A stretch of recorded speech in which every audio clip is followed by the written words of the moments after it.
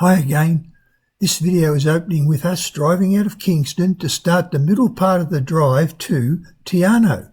Are you trying to drive to Milford Sound from Queenstown, do a cruise on the Sound and then get back to Queenstown in a day? Then don't. You would have to be plain crazy. Hi, I'm Greg and we're trying to do a lot of travel at the moment because being in my late 70s, one is becoming well aware that time is running out. Can you relate to that? We're spending 19 days touring the South Island of New Zealand, but trying to get to Milford Sound and back to Queenstown in a day is just stupid. Yes, you can comfortably drive from Queenstown to Te Anau in a day, but the drive is so scenic, especially from Queenstown to Kingston, with the road running alongside the lake for the entire distance, that you really do need to soak up those views. Consider spending the night in Te Anau and doing the cruise to Milford Sound the next day. Arrive early enough for some water skiing on the lake if you wish, wear a tutu or a wetsuit, but in April you will find the water temperatures around 12 degrees centigrade. You could consider hiring a fishing rod and try your hand at catching some brown or rainbow trout, or if you're really lucky, perhaps a landlocked salmon. You can hire fishing gear in Te Anau. Sorry if I hesitate with that word, it's a bit hard for me to pronounce. Sounds like or reads like Te Anau or Te Anau. It's apparently Te Anau. This video is showing only the drive from Kingston to Te Anau, which is the least attractive part of the drive. Queenstown to Kingston is sensational, running the entire length beside the lake. Please check out the link at the end of this video for the video driving to Kingston, where we fly the drone over the lake and around Kingston.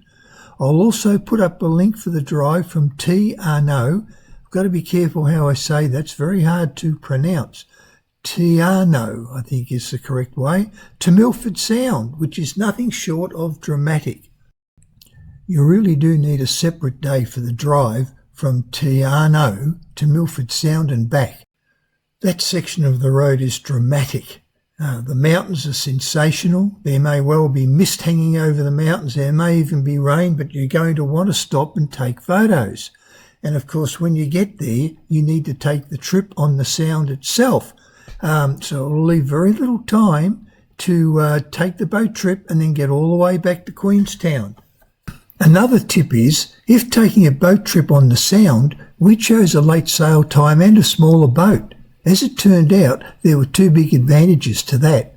We found that most people take the earlier boat rides, maybe because they are trying to do the entire experience in one day from Queenstown, I don't know. With the later cruises, they are usually underbooked because your tour may not return to dock until after 5 o'clock. The advantage of that is you could well be like us and only one of about 15 people on the boat. We saw a large boat come into dock while we were waiting to catch our boat, and it was like passengers on the 5 o'clock train home from work. No one could move. Their movements would have been so restrictive on the boat. On our boat, we could freely move all over it to gain the best positions for photos and experiences. Another thing is, the smaller boats can manoeuvre much closer to the waterfalls, which you will see in the next video. Look for the link at the end of this video. I'll also post a link to that video at the end of this video. At the moment, I'm driving around trying to find a safe location to put the drone up.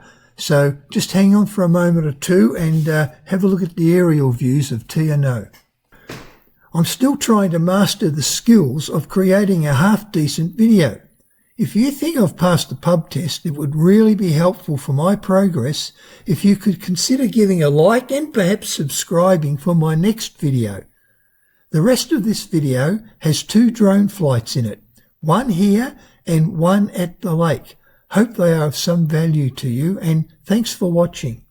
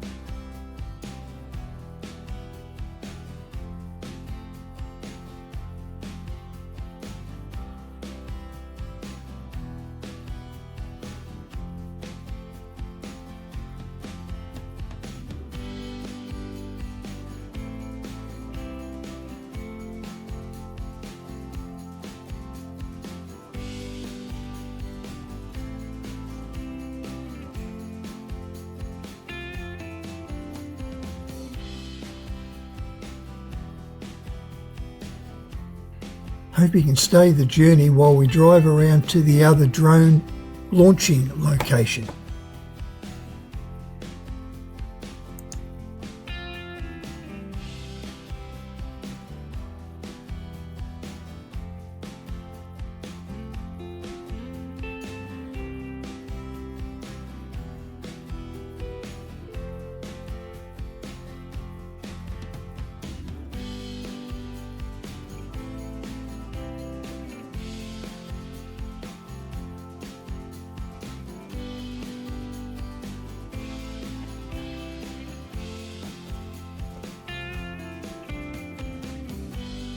You can also catch a 3-hour boat cruise on the historic motor yacht called Faith. It's $134 per adult. It includes a walk around the Fiordland National Park, morning or afternoon teas, and canapes along the way.